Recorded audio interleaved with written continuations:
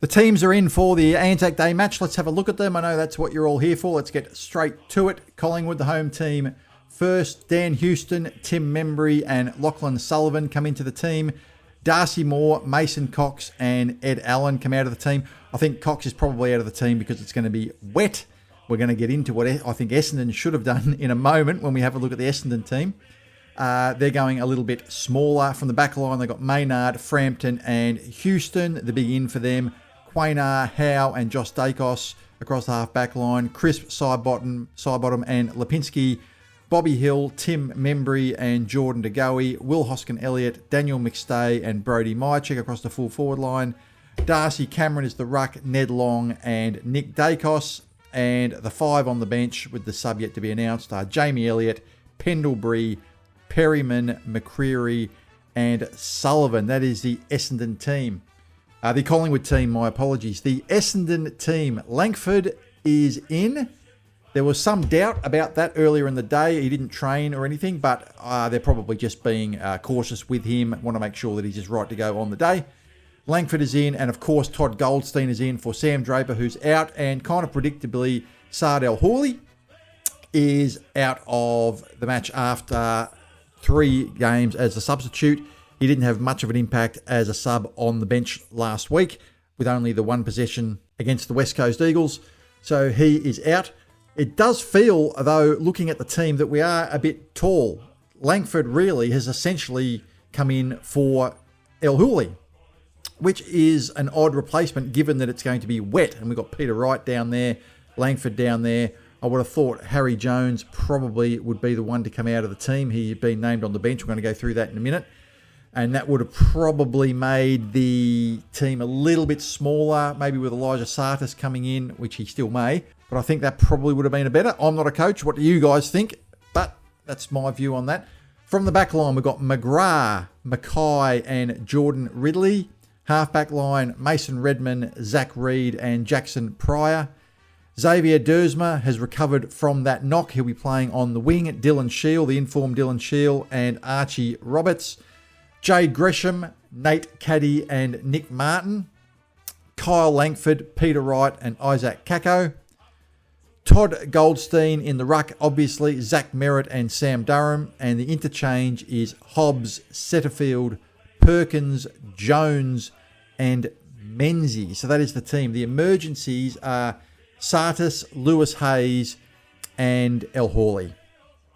So I think the team's probably a bit too tall. I guess in defence, Langford, whilst he is a tall player and he's a full forward, he can play as a ground level player as well. He's not like a Peter Wright who has no ground level skills.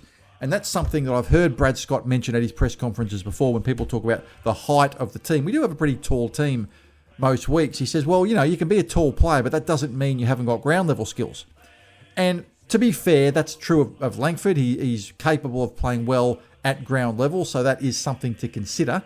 I just would have liked to have seen Sartis come in, but he is named first emergency, so he may come in if there's an out on the day. We'll just wait and see. I don't know who would come out of the team, but often late outs are quite common in footy, so we'll see what happens. But looking at the team, I would have liked to have seen Sartis in. I probably would have liked to have seen Jones out. Jones has been demoted to the bench. I mean, you can take that for what you will. The bench doesn't mean as much these days as what it used to mean in the old days. It's just a means to name your 22 players who doesn't really matter who's on there. But he's sort of been demoted to the bench. If you're going to put him on the bench, or if you're going to half drop him, why not just fully drop him?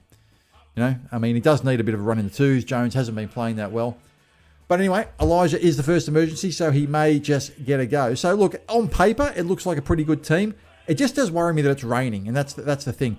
The last game that it rained heavily in, that I remember, was against Melbourne last year at the MCG, and Peter Wright did get subbed out. Might have been at halftime or just after halftime.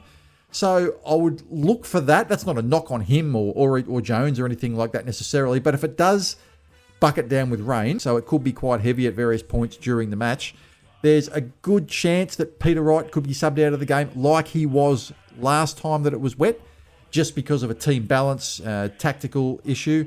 It's obviously going to be difficult to clunk marks if it's wet down there. Although it is worth noting that Darcy Moore, of course, is not playing for Collingwood. So that probably is advantageous to either Wright or Caddy down there. Moore can only go to one of them, so there will be some opportunity in there. I do hope the rain stays away at least to an extent, but I would look for a possibility that Wright could be subbed out or Jones just due to their height, because it's happened before, and we know that Brad Scott is in some respects a bit of a creature of habit. He does like to stay with the same players, stay with the same sort of tactics. So we'll see how that goes. So that is the team. Ben Mackay will be playing his 100th game in the AFL. He's played obviously the majority of those for North Melbourne, about 80 odd for North Melbourne. He'll be playing his 100th game. Hopefully we can get him the win. And look, I think this is going to be a pretty tight game. We're playing pretty well. We've won 3 games in a row. Everyone's tipping Collingwood. Obviously, I tipped Collingwood by 12 points, but I don't think this will be a one-sided game. I think the Bombers, we're going to be too well prepared for it to be a blowout. You never know, of course. Collingwood are a pretty damn good side. But just looking at the team, I think Collingwood's selection is a bit smarter. Dropping Cox, I think, in the wet conditions, I think is a smart move for them. And yet, we have really stayed as tall as we always are.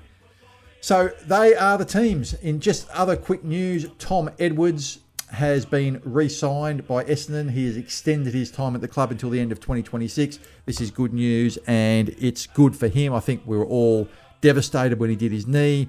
We're all hoping that his career's not over or anything like that, and he will get another chance.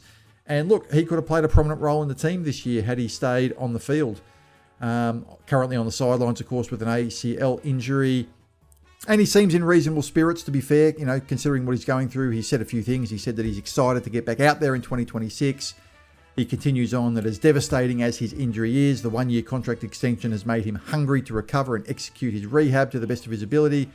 Once my body is ready, he goes on to say, I want to get to work and prepare for a big season in 2026. Matt Rosa shared a similar sentiment about Tom. Rosa said that we're all excited to see Tom get back bigger and better in 2026.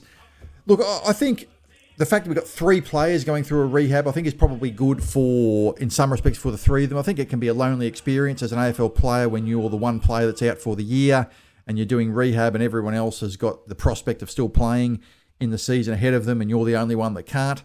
The fact that we have 3 players out for the year, I think they can all probably, in some respects, commiserate with each other and understand what each other's going through. And I think that's probably a good position to be in. They can sort of help each other out along the way mentally, because it must be a big mental ordeal. I still worry for Draper just because of his leap, which is, something that can take a big hit with your Achilles. But I think it's probably good for them to go through this sort of thing together. And look, there's no reason why he can't come back, as strong as ever after an ACL. Players do their ACL regularly. I mentioned this in a previous video. It's a tragic injury. It's a very long-term injury, but players do tend to come back at their best. There are some exceptions, like David Schwartz, who did his knee 3 times and was never quite the same player. Well, of course, if you do it 3 times. But, if you do your knee once and you come back, you're normally able to get back to your best footy. So Tom Edwards has been re-signed until the end of 2026. That's good news for him, and I think good news for the club. So what do you guys think of the 2 teams for Anzac Day? Let me know what changes you would have made. Let me know if you agree with them, if you disagree with them. I think the choice of sub could actually be important in this match, and not just who's a sub, but who actually gets subbed out of the game, depending on what the conditions are like during the match. I'll leave it at that. Hope you enjoyed the video, everyone. Please subscribe to this channel. It's been fantastic to get over 1,000 subscribers. I want to keep it going. Have a great day, everybody. And as always, go Bombers.